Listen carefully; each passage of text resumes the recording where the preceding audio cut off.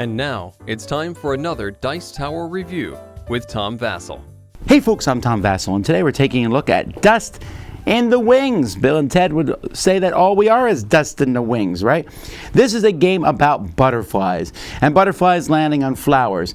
It is an abstract style game where you're going to pick up a group of butterflies and drop them Mancala style around the board to try to score cards. That's pretty much the game. Let me show you.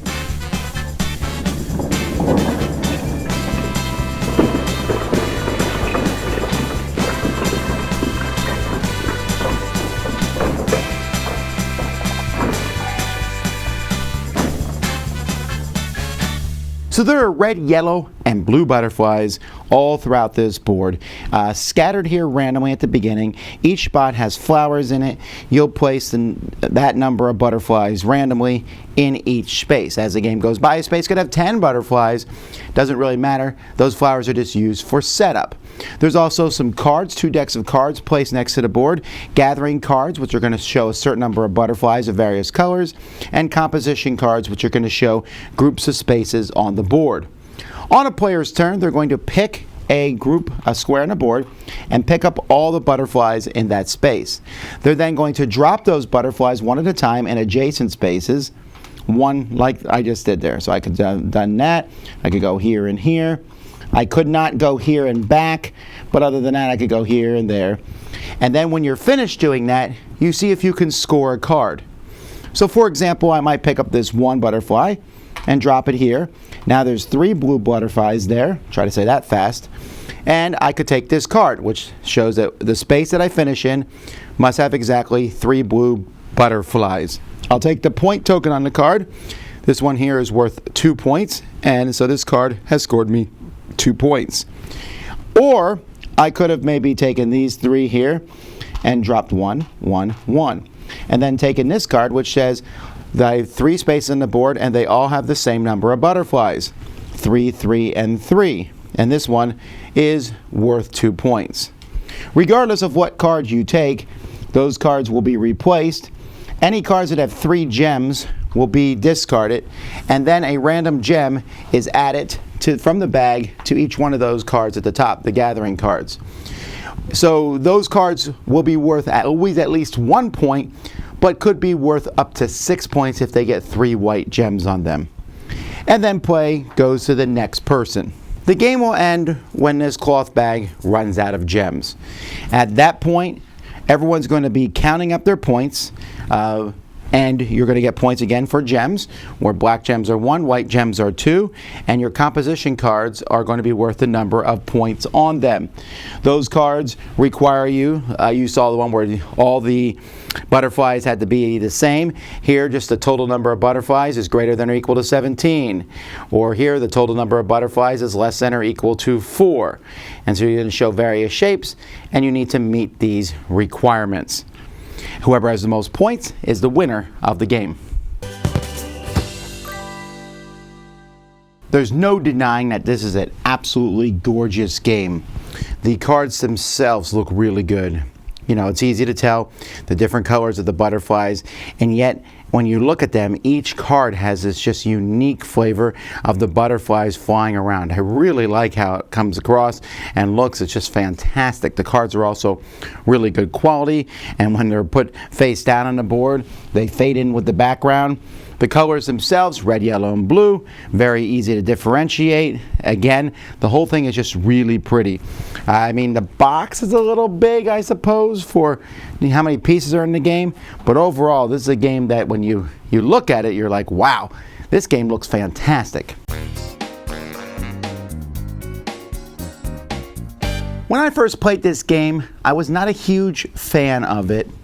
And as written in the rules in the box, I still think that, and here's why. The game itself is going to be called by many, I'm sure, if it's going to be called 5 Tribes Light.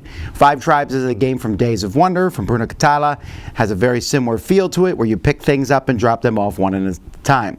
This is a very light version of that in a sense. You pick up a group of butterflies, you drop them off, you score a card. It's really simple.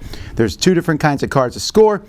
Butterflies, certain number of colors, or the shape on the board. The butterflies are easier to see and grasp. The shapes are a little bit harder, and that's where my problem with the game lies, is that the butterfly cards are pretty simple to do usually. You can figure out a way every turn to do a butterfly card if you really try, with few exceptions. The other cards are much trickier to pull off, at least for me, and so I found that the butterfly cards, which get points added to them every turn, seem to be the thing to go for, because sure, they might only be worth 2 or 3 points, but oftentimes they're worth 3, 4, 5 points, and the other cards, the composition cards, are not near, they're 3 or 4 points, and it just seemed like a lot more work. I also found that the game kind of devolved into this. On your turn, I don't know if I've ever played this game where I couldn't do some card on the board. Maybe there's a turn where I can't do anything, but usually I can score one of the cards. So since I can score a card every turn, I'm going to take a while until I figure out where that card is. And if everyone's going to score a card every turn, I'm going to try to score the best card I can while trying to make it difficult for you to score a card. So what does that do? That takes what should be a light game and makes it feel heavier because people will take a really long time to think on their turn. You can't really plan ahead on your turn because you don't know what butterflies are going to be where, so you're just sitting there watching other people think. I wouldn't mind that if the game was lighter and it feels light, but the thinking is heavy, if that makes sense. I also thought it was just weird that, these cards were like that, and so I actually talked to the publishers about this, and they sent me some advanced rules that they were going to make official advanced rules. And the advanced rules are this: that you can score one of each card on your turn if you can pull it off, and that you only add jewels to the butterfly cards if someone takes a butterfly card. So I tried it with those rules, and wow, that makes a big difference, because now it is a slightly heavier game because you're going to sit there and try to think and do an action that scores you 2 cards, and 2, it makes the composition cards just as good, in my opinion, as the butterfly cards. They feel more satisfying to me to sit there and go, look at that, 17 butterflies, boom, instead of going boom, boom, look, red, yellow, yellow. I don't know, they just feel like a more satisfying thing. Now, that doesn't solve the problem of the fact that you're going to sit there and watch other people think, but now I feel like the game kind of has that bite that makes it worth it. Now, I will say that for some people jumping into this with the rules as written, the light rules, move some butterflies, take a card, that's going to work for a lot of people. I just found that the game kind of portrayed itself as light, felt heavier, but was actually light. And I didn't like that kind of dysfunction between the rules and the actual thought that was going into the game and the payoff. I felt like that thought that was going into the game was more than the payoff felt. With those extra rules, it works for me. So this is a light game. I think a lot of people are going to actually enjoy it. It's beautiful, it's pretty, it's easy to play. You can jump into it. I wanted a bit more. Those extra rules added. Maybe for you, you'll want the extra rules, maybe not. Either way, it's certainly a game I think a lot of people will want to check out and at least try. And it is so pretty. Dice Tower Judgment, if you use the extra rules, approved.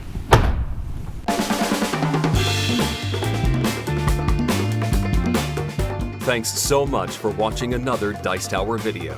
If you enjoy our videos, subscribe to the channel for more fun, comprehensive board game coverage. Also, consider joining us at one of our events. Come to Dice Tower Retreat, a small, intimate gathering where gaming is king. Join us for Dice Tower Cruise, the largest board game cruise. Attend Dice Tower West in Las Vegas for gaming fun on the West Coast, or Dice Tower East in Orlando in sunny Florida. Dice Tower Conventions, the friendliest gaming conventions on Earth. I'm Eric Summerer, and you've been watching The Dice Tower.